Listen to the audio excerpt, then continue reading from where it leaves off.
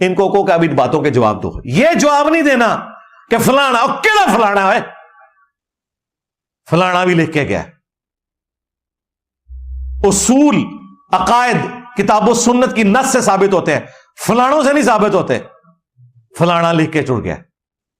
قرآن و سنت سے بات کرو. ہم فلانوں کو کدھر مانتے ہیں بھائی؟ جب ہم مولا علی کی حمایت میں حضرت معاویہ رضی اللہ تعالیٰ عنہ, مغیرہ ابن شعبہ رضی اللہ تعالیٰ عنہ, عمرو بن عاص رضی اللہ تعالیٰ عنہ سے احترام کے دائرے میں اختلاف رائے رکھتے ہیں, تو تھوڑے فلانے دے شاہی کوئی نہیں. فلانا بھی لکھ کے گیا, لے جاؤ فلانے. قرآن و سنت سے بات کرو. مرزے کا یہ انداز گفتگو اور یہ رد عمل تب ہوتا ہے جب ہم اپنے کسی عقیدے کے لیے کسی محدث یا کسی امام کی عبارت پیش کرتے ہیں, لیکن جس عقیدے کو خود مرزے نے ماننا ہو اور مرزے کی خواہش کے مطابق ہو اور اس پر قرآن و سنت سے کوئی واضح دلیل نہ ہو, تو پھر یہی مرزا انہی فلانوں کا سہارا لے رہا ہوتا ہے جن فلانوں پر یہاں مرزا بک بک کر رہا تھا. مثلا مرزے کا عقیدہ ہے نبی پاک صلی اللہ علیہ وآلہ وسلم کی قبر مبارک پر حاضری دنیا کی بڑی نفلی عبادات میں سے ایک ہے.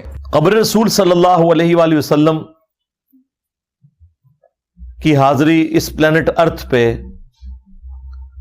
نفلی عبادات میں افضل ترین عبادت ہے, اس میں کوئی شک نہیں ہے. یہ عقیدہ مرزے نے بیان تو کر دیا, لیکن اس پر مرزے نے واضح طور پر نہ کوئی آیت پیش کی نہ کوئی حدیث پیش کی. اس کے لیے مرزے نے کیا پیش کیا؟ فلانا پیش کیا, فلانا.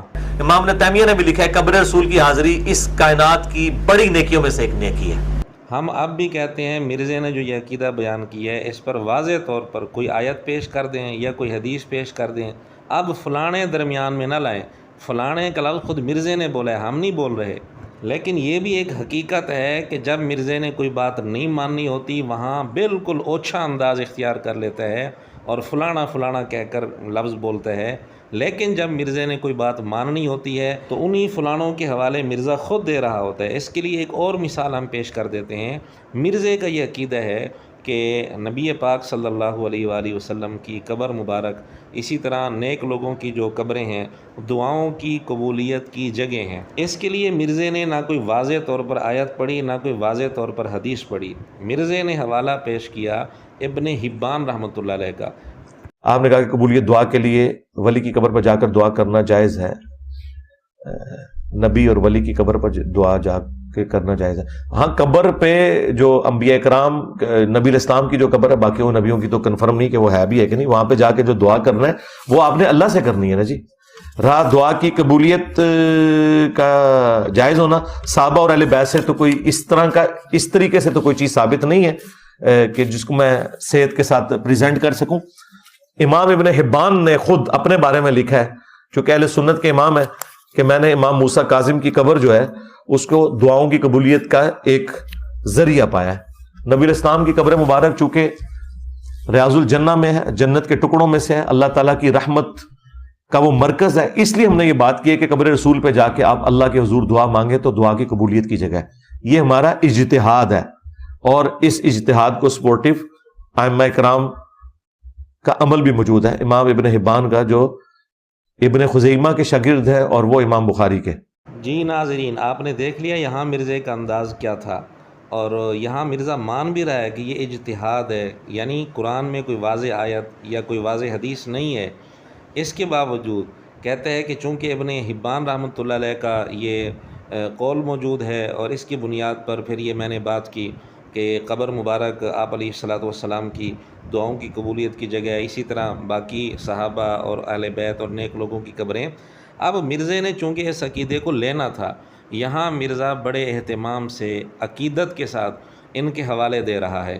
لیکن جب مرزے نے بات نہیں ماننی ہوتی پھر کیا انداز ہوتا ہے؟ میرے خیال میں ایک دفعہ دوبارہ مرزے کی وہ گفتگو آپ سن لیں تاکہ صحیح طور پر تصویر کے دونوں رخ آپ کے سامنے آ جائیں. ان کو ابھی باتوں کے جواب دو. یہ جواب نہیں دینا کہ فلانا کیڑا فلانا ہے, فلانا بھی لکھ کے گیا. اصول عقائد کتاب و سنت کی نص سے ثابت ہوتے ہیں, فلانوں سے نہیں ثابت ہوتے. فلانا لکھ کے چڑ گیا. قرآن و سنت سے بات کرو. ہم فلانوں کو کدھر مانتے ہیں بھائی؟ جب ہم مولا علی کی حمایت میں حضرت معاویہ رضی اللہ تعالیٰ عنہ, مغیرہ ابن شعبہ رضی اللہ تعالیٰ عنہ, عمرو بن عاص رضی اللہ تعالیٰ عنہ سے احترام کے دائرے میں اختلاف رائے رکھتے ہیں, تے تواڈے فلانے تے شاہی کوئی نہیں، فلانا بھی لکھ کے گیا، لے جاؤ فلانے، قرآن و سنت سے بات کرو۔ جی ناظرین، امید ہے آپ کے سامنے صحیح طور پر مرزے کا دوہرا معیار اور دوہرا رویہ آ گیا ہوگا، اور یہ بات واضح ہو گئی کہ مرزے نے جب بات ماننی ہوتی ہے تو پھر کیا انداز ہوتا ہے، جب نہیں ماننی ہوتی تو پھر کیا انداز ہوتا ہے۔